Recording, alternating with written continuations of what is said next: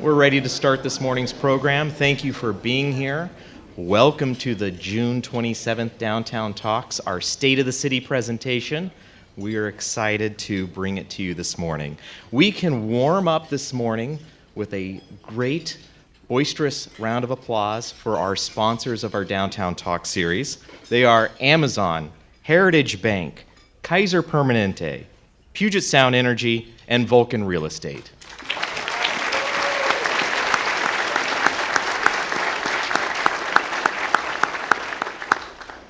I'm Patrick Bannon with the Bellevue Downtown Association. This is a very wonderful tradition that we've been able to build over time to bring the State of the City presentation in partnership with the city. And Bellevue is privileged to have exceptional leaders in Mayor Lynn Robinson and Deputy Mayor Jared Nieuwenhuis.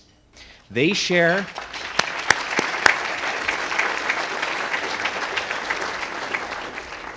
an unwavering dedication to economic growth and a strong downtown, to inclusivity and sustainability. We asked a few people in conversations over the last week for their observations about these two leaders. Here's what I heard.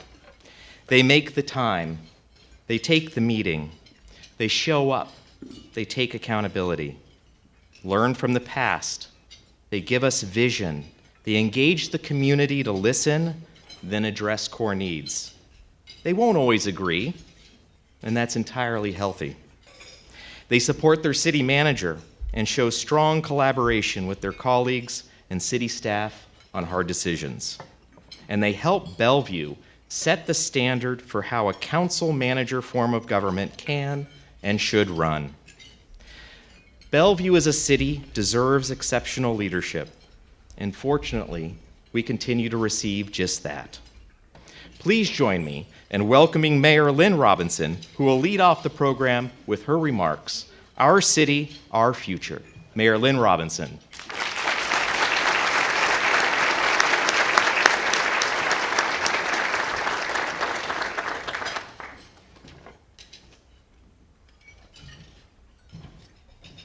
Well, good morning, everybody. It's so great to see all of you here today. I'm Bellevue Mayor Lynn Robinson, and I'll be joined in a few minutes by Bellevue's Deputy Mayor Jared Nieuwenhuis. Before we begin, I want to thank our city manager and all the staff who do excellent work for our city. They really are amazing. I also want to thank the council. We have 7 unique individuals who all serve the city with a passion, and I feel very fortunate to be on this council. Today we have in the room Councilmember John Stokes. Where is he?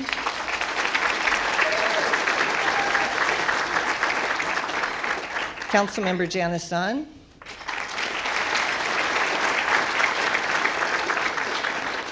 And I want to give a special thank you to our Deputy Mayor Jared Nieuwenhuis. He has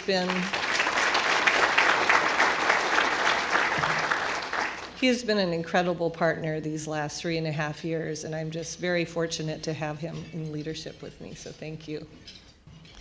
So today I get to tell you about my favorite city. Currently, Bellevue has about 150,000 people. We are one of the most educated cities in the country, as well as one of the most diverse cities in Washington State with over 100 languages spoken here. We've received some great awards this year, including my favorite, the second fittest city in the USA, 425 Magazine's Best City. We are the 5th safest city for female travelers, as well as one of the top 10 places to live in the entire country.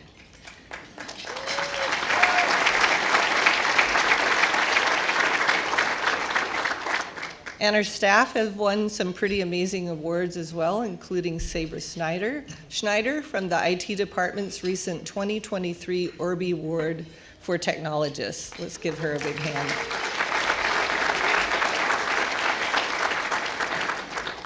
Because of our planning and our resilience, Bellevue is doing well.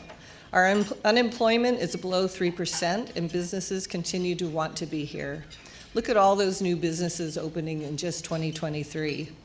Hotel occupancy rates have climbed from 9.7% mid-pandemic to 64% today. Bellevue's office vacancy rates sit well below the national average, so we're faring much better than other communities. And development demand continues with more than 12 million square feet in major projects under construction in just the first quarter. On Saturdays, we welcome 90,000 visitors to Bellevue each weekend, and we continue to attract people and businesses to our city as we continue to thrive.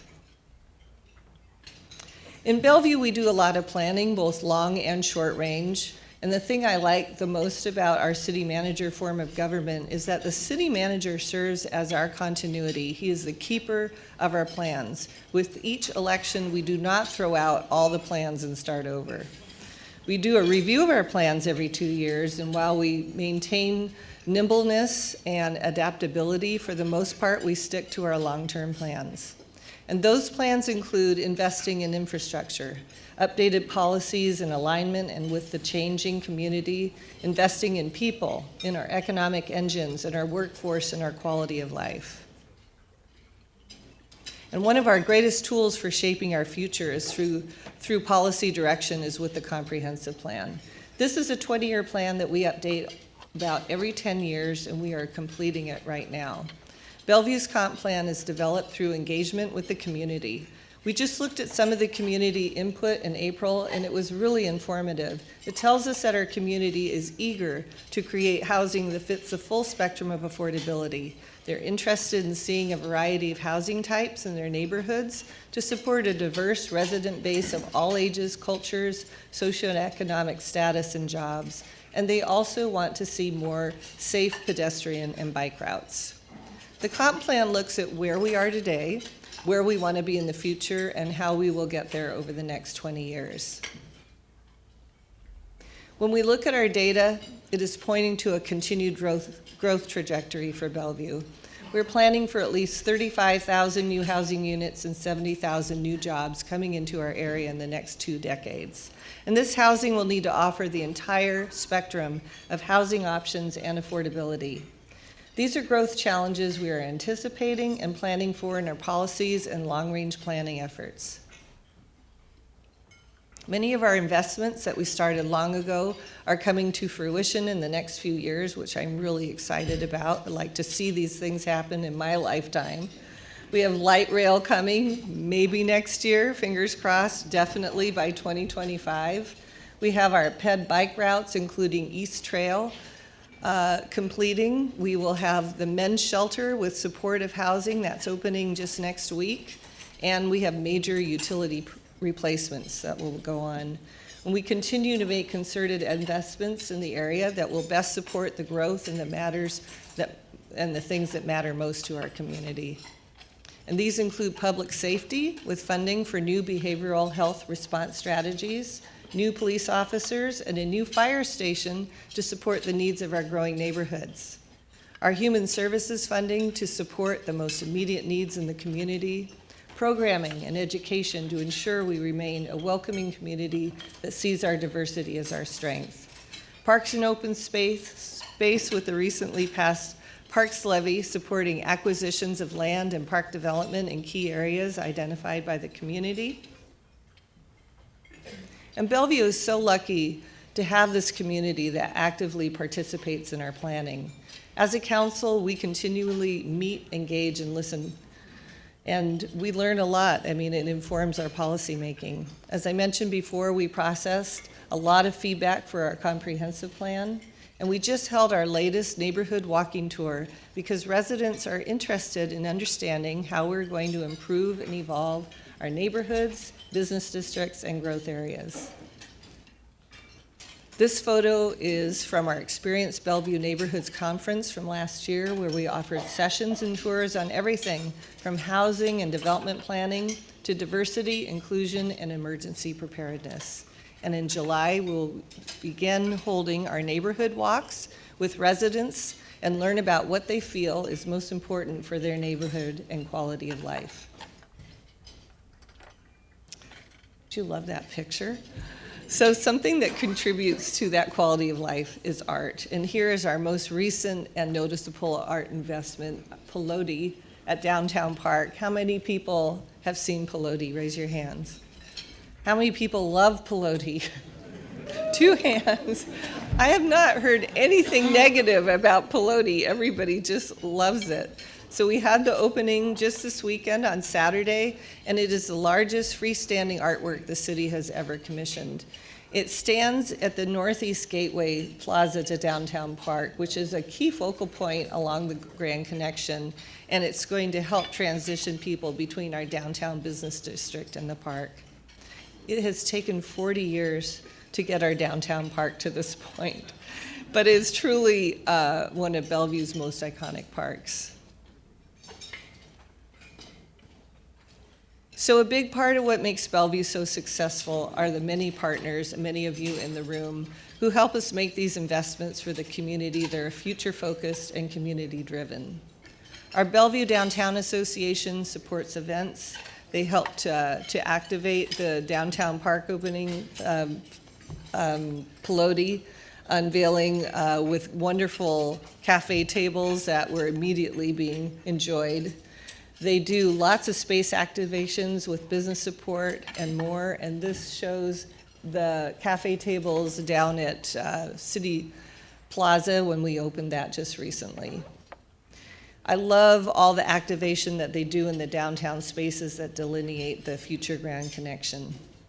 Bellevue Chamber is a strong partner in continued business support and education and advocacy to ensure a vibrant, thriving, and connected business community.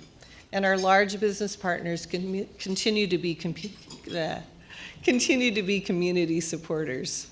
They have helped the city in investing in transportation, mobility projects, placemaking, public safety, with recent investments toward new fire equipment to keep our community and our first responders stay safe.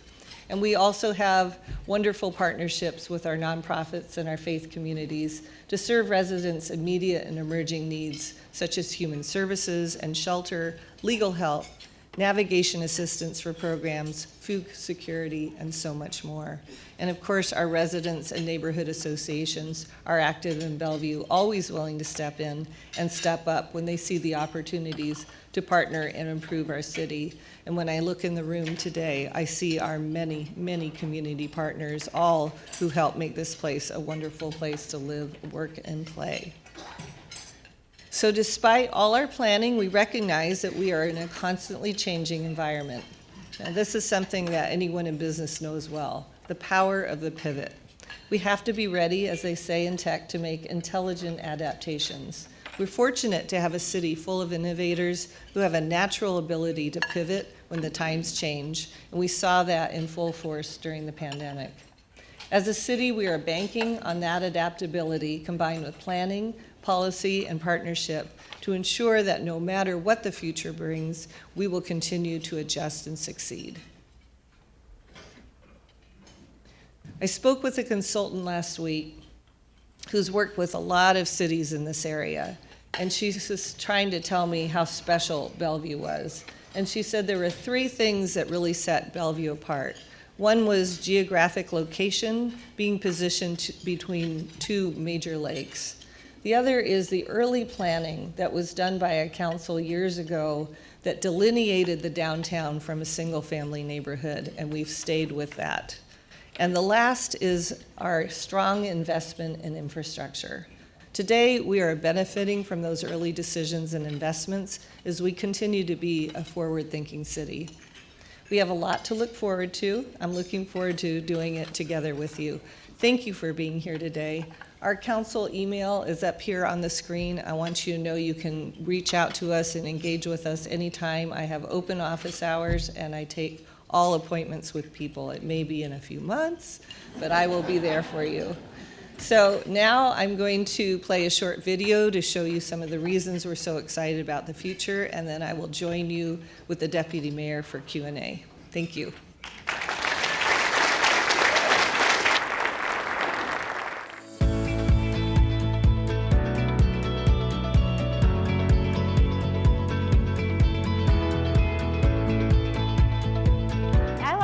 Because Bellevue is such a welcome place for small business, minority, and people who come to this country. Bellevue is my happy place.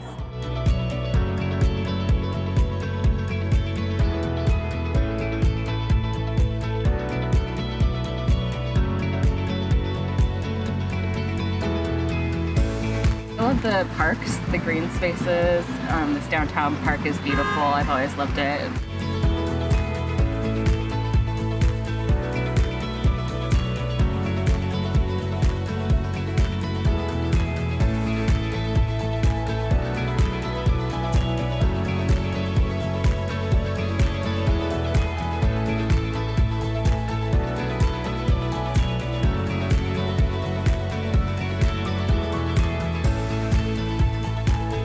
Bellevue is fun.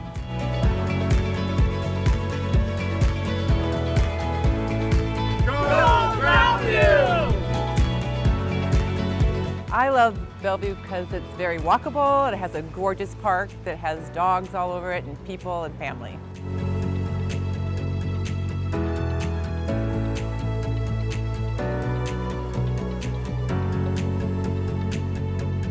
Hopefully the food trucks get to come here more often and serve everybody at Bellevue.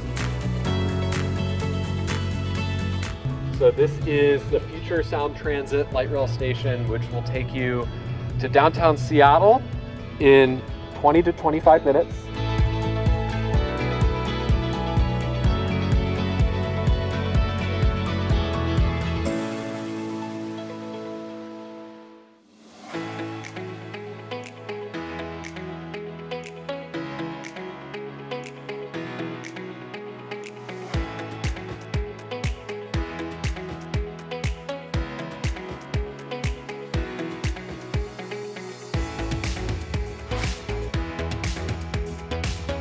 Bellevue is our city and our future. There's so much to look forward to.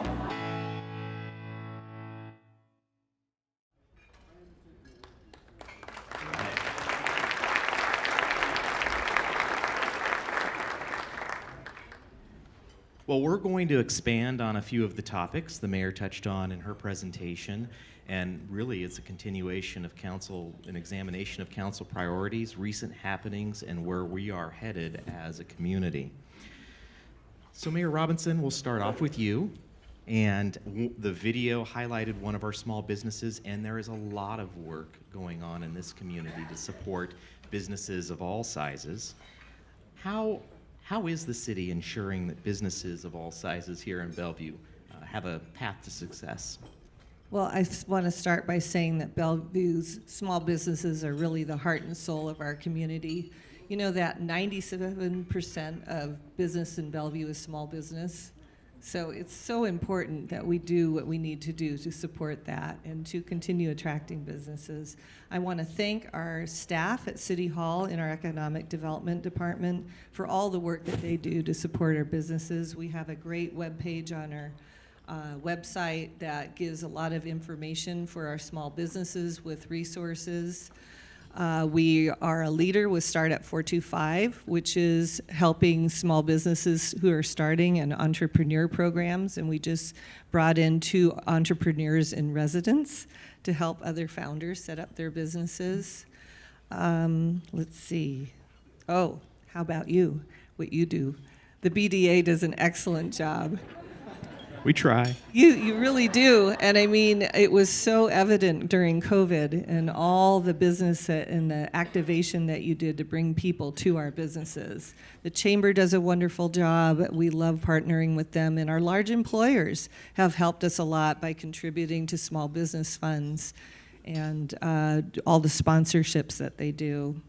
And I think that as a government, what we need to do is we need to continue to be a place where people want to be, that attracts people to our businesses, to our city.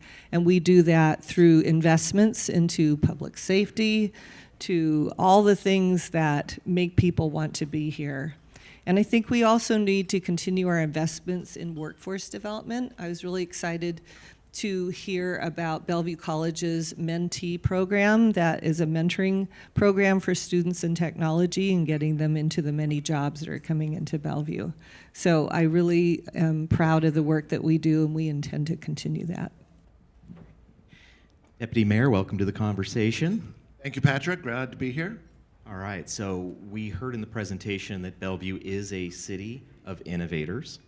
And we know we're a significant hub, especially in our downtown, for technology, innovation, and talent. Along with retail, tech jobs play a very big role in our economic profile.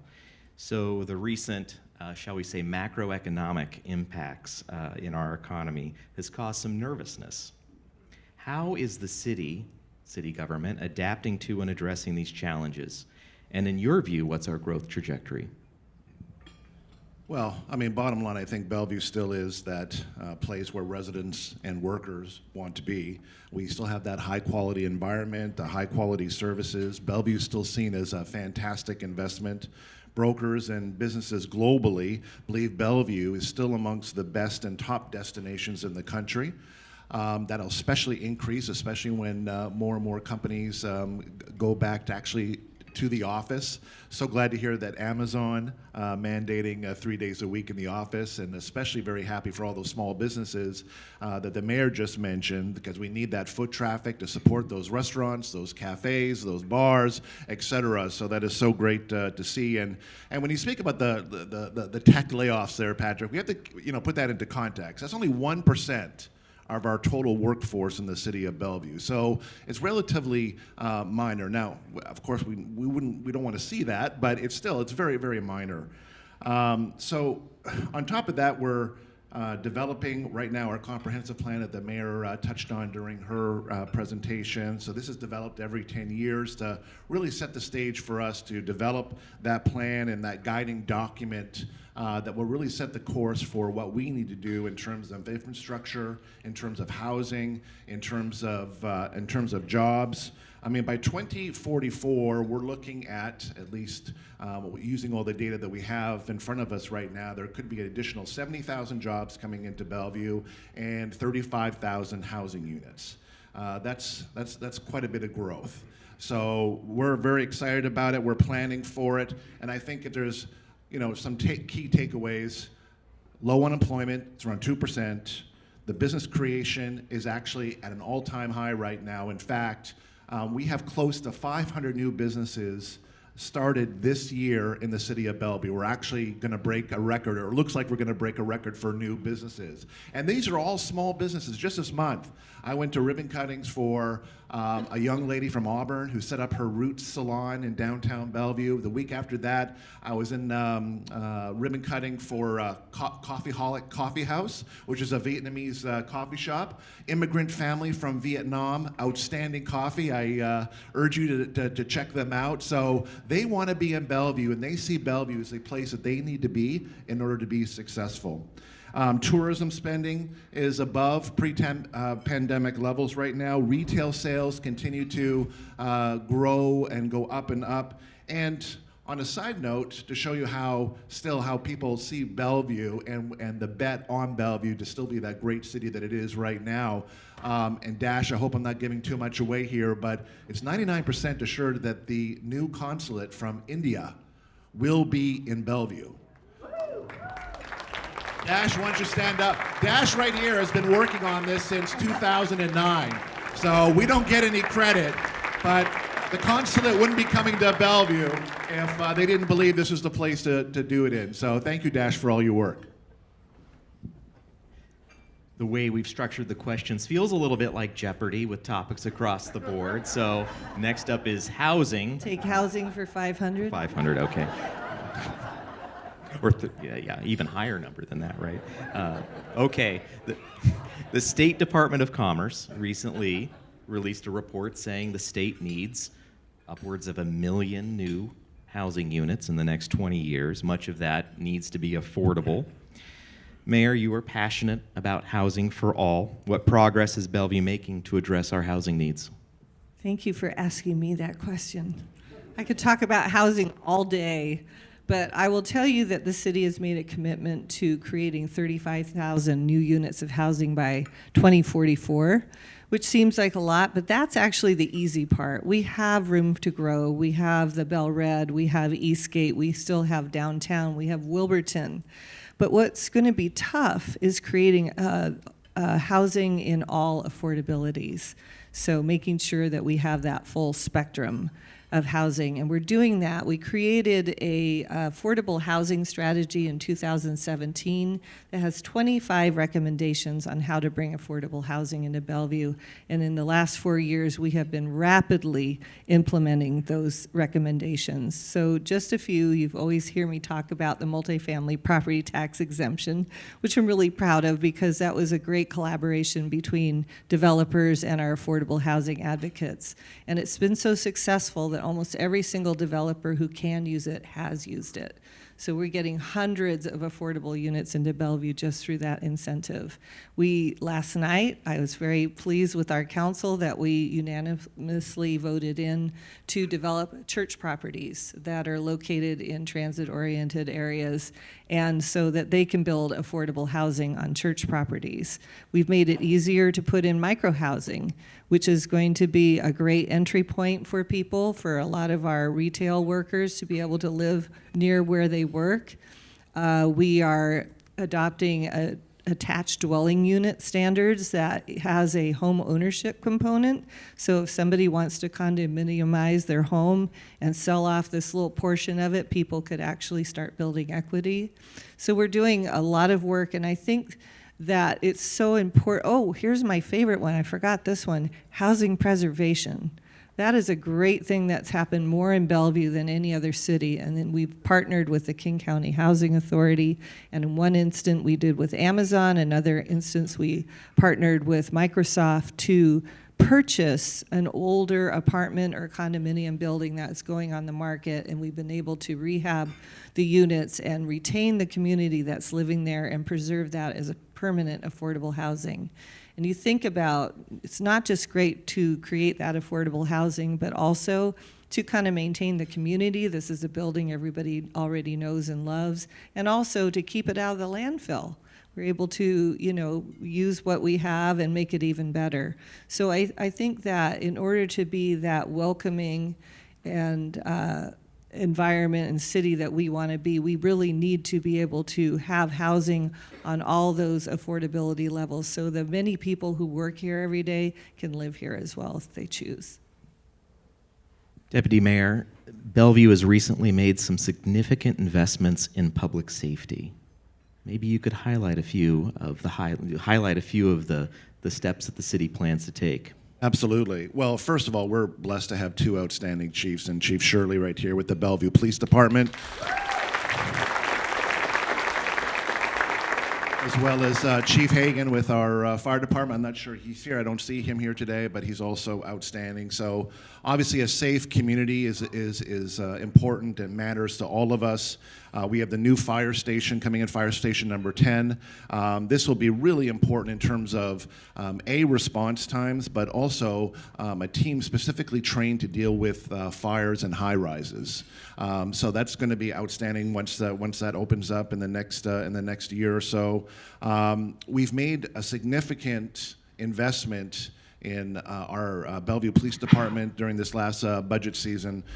We have 21 new positions and 19 officers, new officers all coming to the city of Bellevue. And 6 of them will be dedicated specifically to a transit unit. We want to make sure that those using public transportation, especially light rail, feel very safe, and it's an equitable environment for all. So we're very excited to get that off the ground, as the mayor said, hopefully by 2025, but we're hoping the starter line on the east side will start in 2024.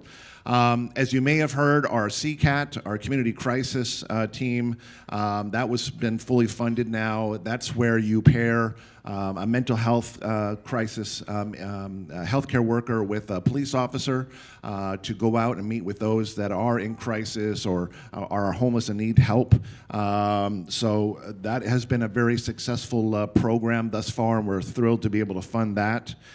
We continue to work at a regional level, which is really important for some of these things that it not only impact Bellevue, but other cities as well. So, for example, we're now part, along with the AG, Bob Ferguson, part of a organized retail theft task force, as well as we were part of a task force regarding catalytic converter thefts. And as part of that, we teamed up with Bellevue Honda to etch serial numbers on all catalytic converters, and guess what? It dropped. the number of thefts dropped dramatically very quickly. So we're hoping to see the same thing happen with organized retail theft as well over the next year or so. But when we see that happen, we've got, and if you haven't seen it before, please check out our transparency data website on the city or on the Bellevue Police Department's website to see where those hot spots are, because our officers are tracking that all the time. And when we see those hot spots start really to take effect, they jump into action. Here's an example. When we saw Home Depot saw huge retail theft, they put in a plan there to really emphasize with patrols and basically set up shop there, and they arrested over 50 people in a matter of days. Guess what happened? It dropped quite a bit since then. That's not to say we've solved the retail theft issue yet. However, it's top of mind, and our department is constantly looking to make an impact and go to those hot spots where they may pop up, and whatever those issues might be, they want to address that. And then finally, last night I was thrilled to see that as a council, we voted to, unlike our neighbors to the west, we decided to enforce gross misdemeanors for possession and open public drug use in our city.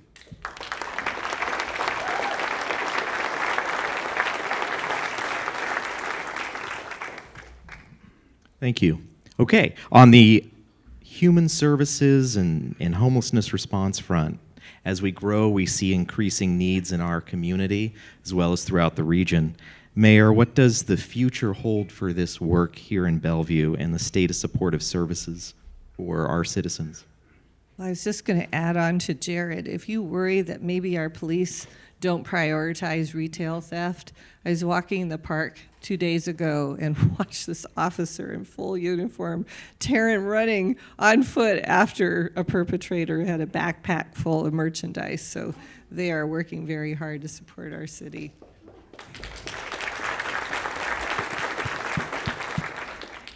You know, I'm going to talk about the homelessness part first, and then we'll talk about human services. They're very entwined. But my personal goal is to prevent homelessness in the first place.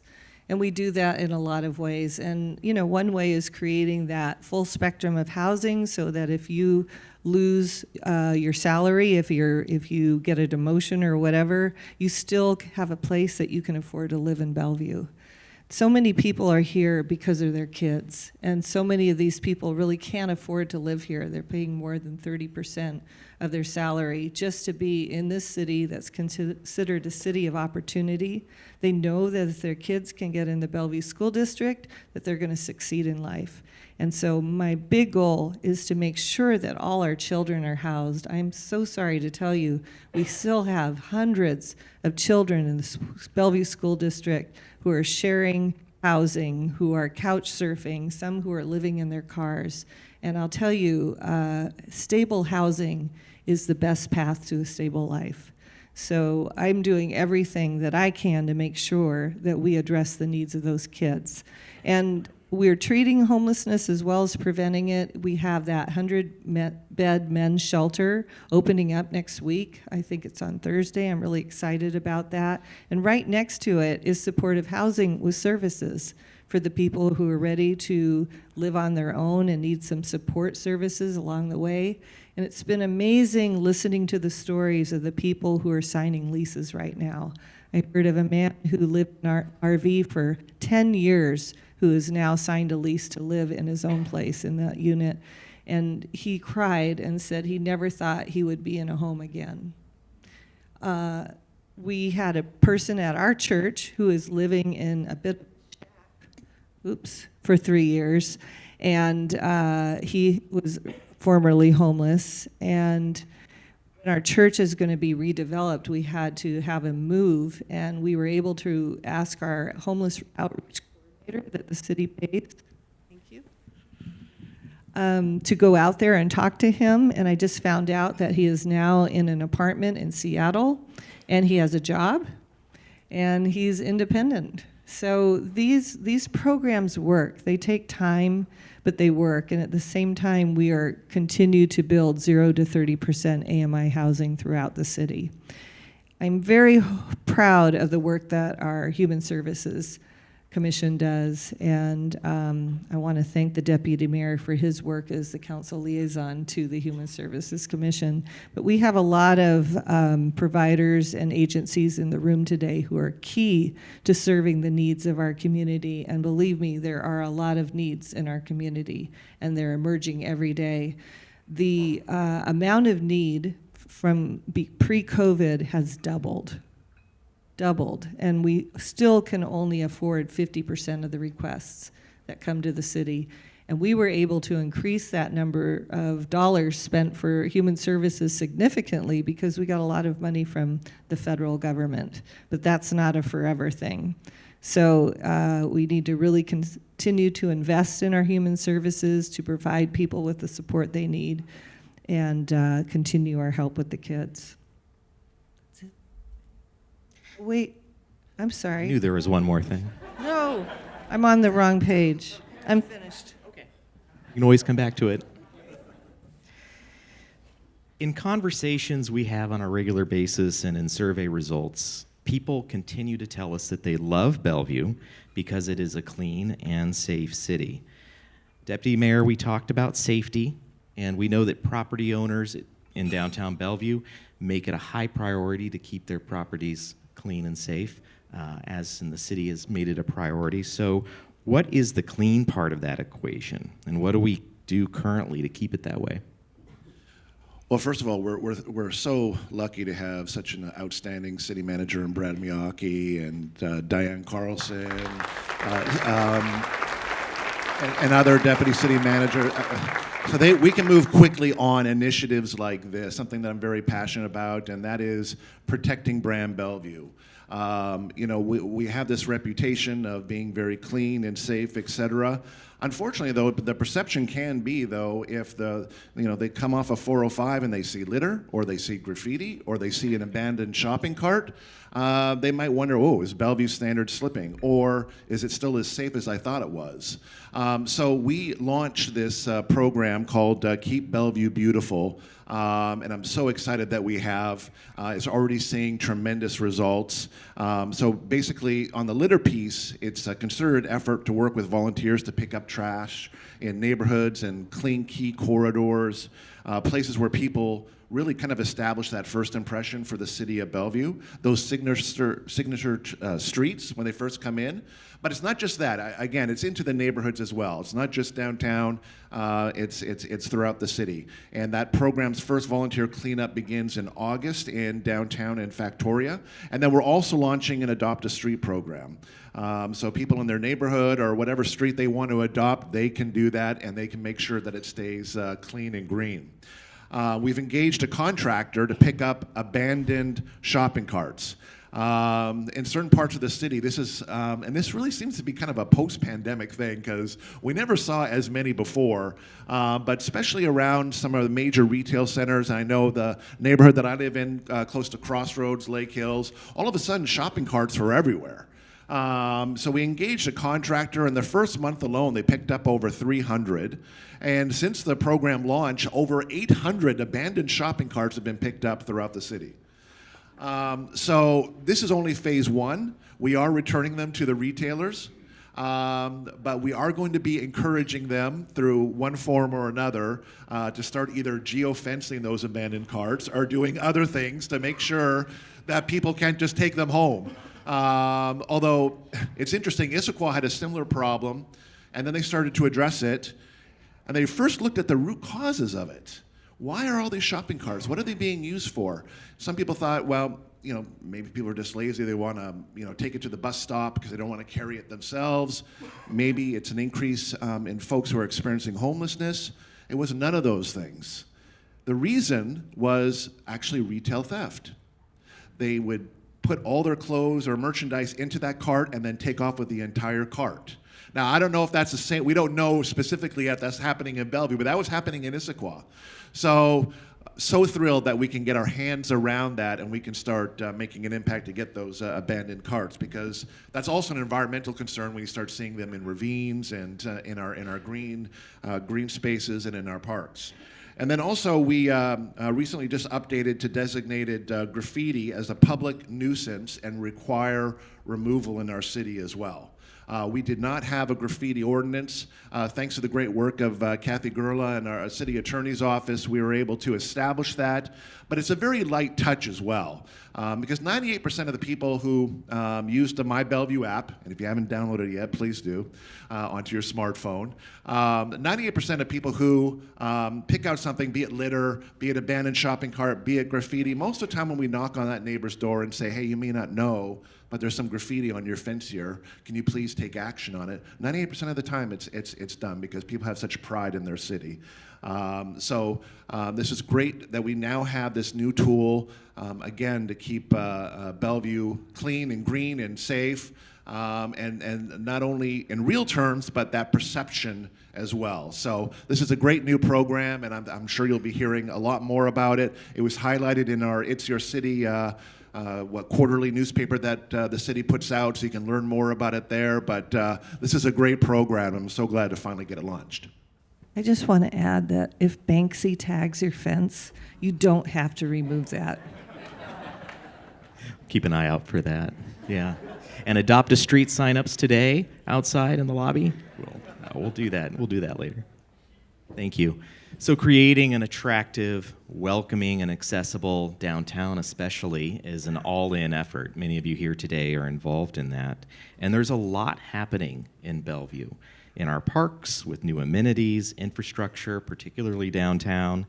We have new artwork along the Grand Connection in the downtown park, new projects getting built, many new office towers going up, new events, new community initiatives. We were proud to present the Paws and Pride Dog Jog and Walk on June 4th to kick off Pride Month. Thanks to all for supporting that. So as we look at placemaking, vibrancy in parks, Mayor, how are we using those elements for success to keep downtown competitive, attract residents, workers, and business activity? I will say whatever we're doing, it's working. We are very competitive, not only just regionally, but nationally. But I want to start by thanking the BDA for all the work that you do to activate the downtown, the lanterns that you've put along the Grand Connection path, all the cafe tables. They pop up in a different place every week, and no matter where they are, there are people sitting there enjoying them. You did an amazing job of activating Old Bellevue with the help of the city to get outdoor dining and to attract people out there. They had their best years ever when we first started doing that. So the work that you do is really significant. But you think about what does attract people to Bellevue. You've got to be a place where people want to be. And when we poll people, the things that people want the most are the parks and safe ped bike routes. There's not a single large employer who has come here who hasn't asked what the safe ped bike routes are for their employees. And because of them, we have accelerated certain projects that we were going to do. We have accelerated completion of the Grand Connection. First, that was inspired by REI, but now it's Meta in those spaces. And our large employers have helped contribute to some of the really challenging portions of that. Our large employers have contributed to the Grand Connection. We're in design right now because of Amazon. And that's going to be this amazing safe ped bike amenity that's going to stretch from below Home Depot, where the old railroad tracks are, across the freeway, which we are already in design for, through the downtown, through the downtown park under Pelote, and through Old Bellevue down to Maidenbower Bay. I mean, what an amazing amenity that's going to be for the people who live here, for the people who work here, and those who visit.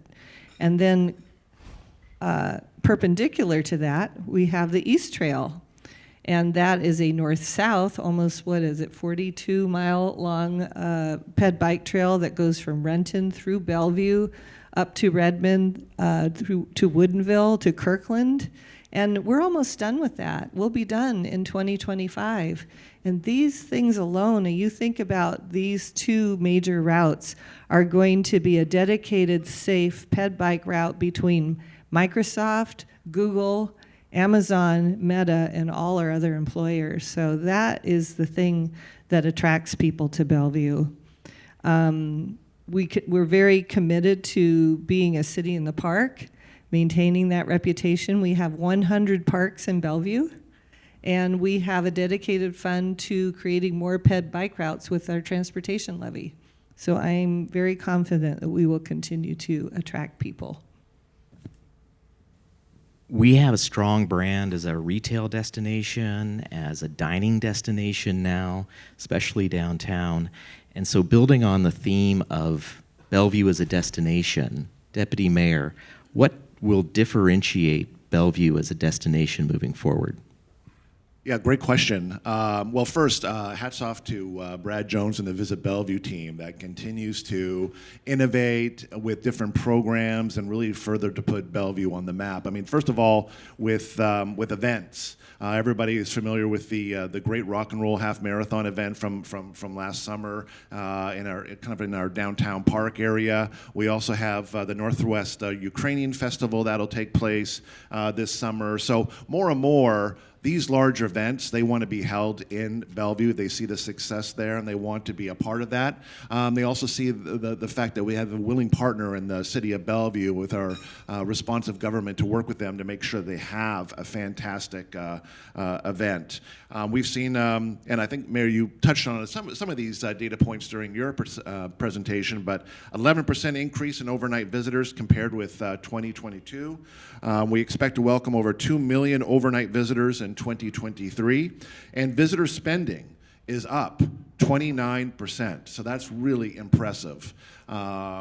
Making plans, and this is actually interesting because the World Cup is coming in 2026. I was in DC last week, and I think all of our federal congressional delegation has this top of mind and want to know how they can help, what they can do to ensure that this event goes off with a hitch. And I tell you, already Bellevue is going to be a major city where people are going to want to stay and eat and drink and then get to the games via light rail. So hopefully it's up by 2026 for sure. But Bellevue again is going to be that, and it already is that major jumping off point. Where they can go up to Woodinville and do wine tasting and then come back, or go out to Snoqualmie Falls, or go to the Pike Place Market, but they want to stay during that time in Bellevue. So that's really great to see. And then really exciting program called the Tourism Promotion Area. If you haven't heard about this, we partnered with the city of Redmond to create this program where for a very small fee for visitors to our city, stay at a hotel, a small fee will go into this fund, and we're expecting that fund to be about $3.5 million every year. And that fund will be used to further promote the region, both for Bellevue and for the city of Redmond. So we're really going to up our game, create even more awareness of all the great things you can do in the city of Bellevue and, of course, the city of Redmond. But we're very excited about what this program can do and further highlight our city as a place where you want to be. Mayor, in your remarks, you highlighted some of the attributes that set Bellevue apart: our geographic location, land use decisions that we've stuck with, infrastructure investments.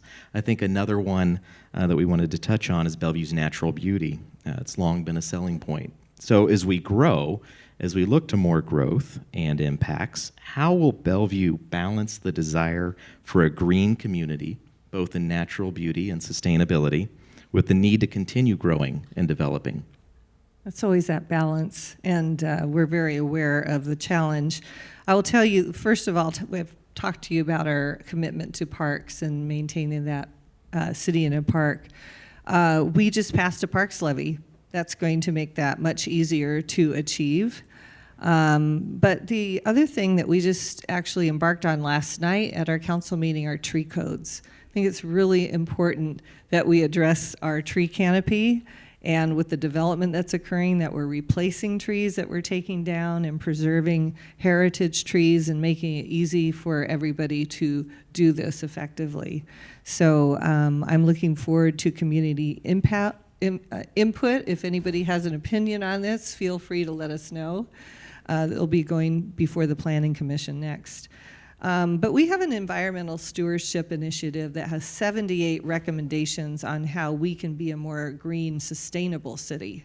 And we actually invested in our budget more money to hire more staff to help us implement this program. And so we are slowly implementing that, just like we've been doing with our affordable housing plan. We're greening up our fleet. We are one of 2 cities in the country to get a green electric-powered fire truck, where Redmond is the other city doing that, so that's exciting. We have a clean building incentive program and an Energy Smart Eastside heat pump campaign that we're doing with the community, as well as a lot of other work. So we're working hard to maintain not just the green parks feeling, but also the sustainability of our community. And I'll tell you, staying green like this requires action that is intentional. It does not happen on its own, and we are doing that. Another important topic and an area where the city continues to invest and make progress is in arts and culture. Deputy Mayor, I have heard you cite that for every $1 spent on arts and culture, there's a return on investment for the community of $7. So I know there are some big developments in our world related to arts that will help Bellevue continue to build its reputation as an arts and cultural destination as well. And just like to note, Bellevue Arts Museum, thank you, Michael Whittington, for your work at Bellevue Arts Museum, and Putter Burt, Kids Quest, and many others who continue to contribute to our thriving arts and cultural scene here in downtown. Deputy Mayor, maybe you could give us some of your highlights. Thanks, Patrick. Great question. And actually, I forgot to mention also on the destination tourism piece, be on the lookout for Scout this summer as well. Scout is this really innovative golf cart that will go where tourists are visiting our city, and when it stops, it flips up, monitors come up, and then tourists can find out where they want to eat or the next park they want to go to. And then we're also launching something called Bellhop, which will be an on-demand shuttle for tourists in our city as well. So I just wanted to mention that before moving to this arts question. But yeah, I'm a big supporter, passionate about the arts, and it's something that we hear consistently from our residents that we want to see more of in Bellevue as a destination for the entire East Side. Folks can stay on the East Side; they prefer to stay on the East Side. And we've got a number of different programs that we're working on right now. So first, the mayor mentioned Pilate, which is fantastic, and if you haven't seen it yet, please go check it out.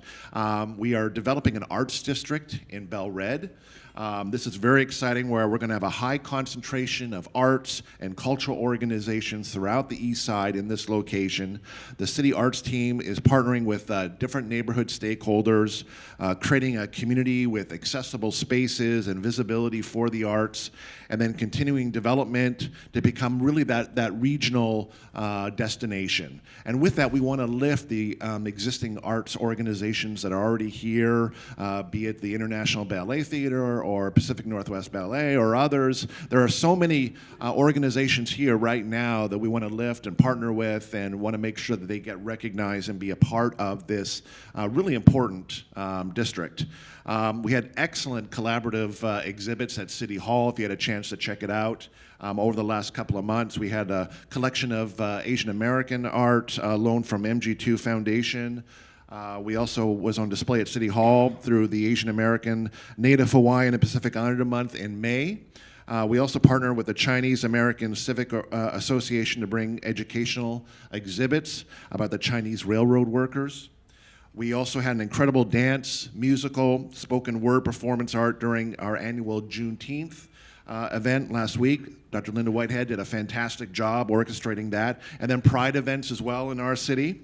And then some of the biggest news just recently is that Pace has hired a new executive director, and Laura Unger right here. Laura, stand up for a second. We're excited you're here. Laura just came up from Pasadena, where she was the CEO of the Pasadena Symphony Association. So we're thrilled to have you in our city and heading up Pace. So lots of great work, Patrick, when it comes to the arts, and look forward to future updates. Thank you. All right, Daily Double on transportation.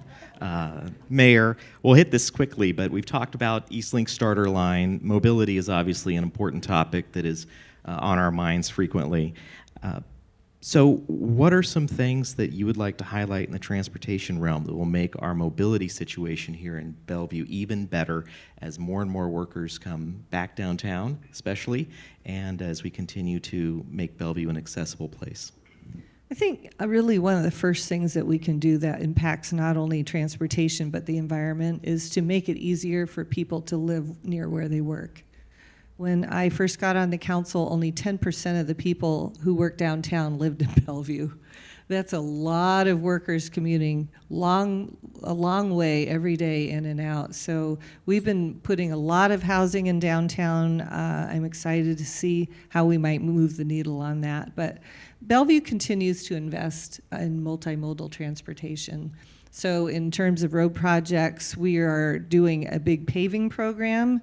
We're paving 31.5 miles this year, so that's going to be excellent.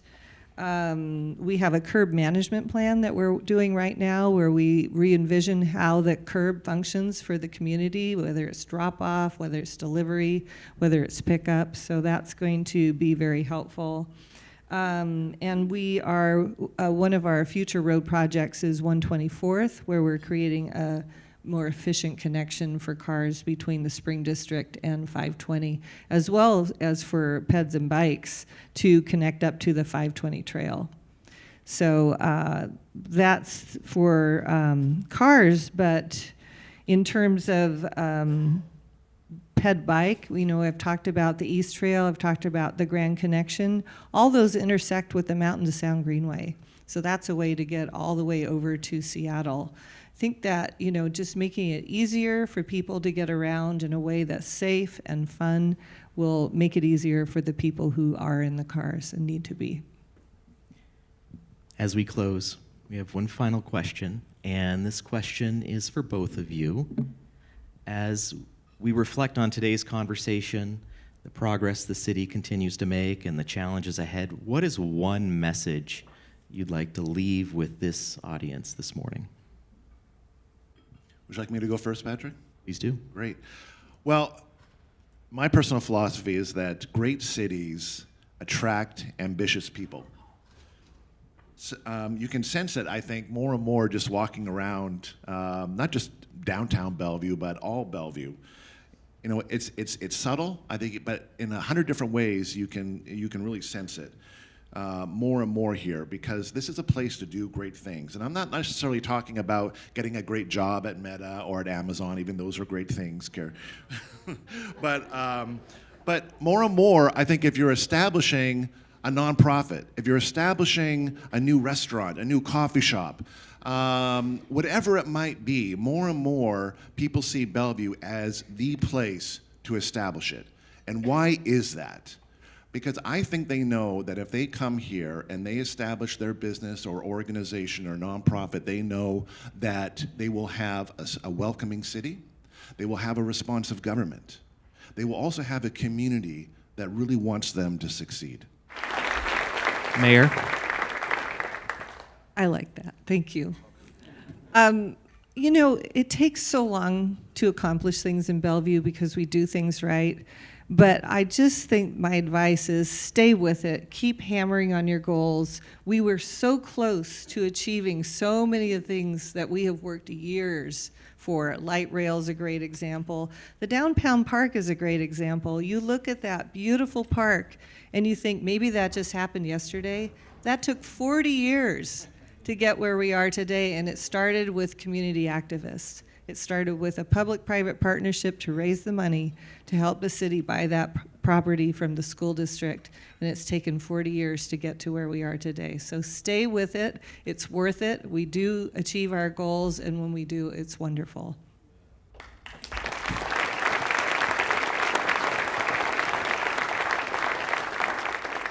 Mayor, Deputy Mayor, thank you for answering the call of leadership here in Bellevue. It is a stick-with-it type of job, and it requires a lot of personal sacrifice, time, and just staying with it. So on behalf of the Bellevue Downtown Association, thank you. It is a privilege working with you.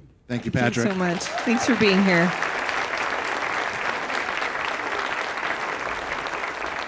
All right, a couple notes before you leave and before we close the program. Please consider joining us for Beats and Bites this Thursday and every Thursday pretty much through August for happy hour, 4:30 to 6:30 outdoors for live music and a beer and wine garden in the heart of Bellevue at the Bellevue Connection Galleria, or was the Galleria, but Compass Plaza. So we hope to see you there. Thank you all for being here. Have a great rest of your day.